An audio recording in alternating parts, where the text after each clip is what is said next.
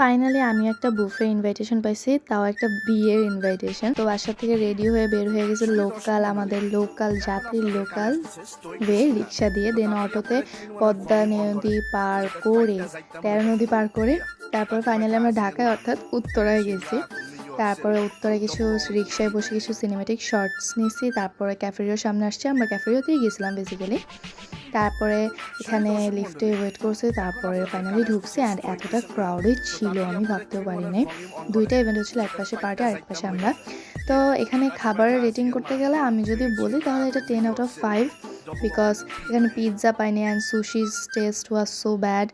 তারপর হচ্ছে কোনো ডেজার্ট ছিল না, আইসক্রিম আলাদা করে কিনতে হচ্ছিলো। So overall 10/5। তারপরে কিছু আমরা এই যে পুতুলের যে একটা খেলনা, ওই খেলনা দিয়ে খেলছি, খাওয়া দাওয়া করে রেস্ট নিয়ে ছবি তুলে দেন আমি এই বুকেটা নিয়ে বাসায় ফিরে আসছি। Like comment share subscribe to my channel. খুদা।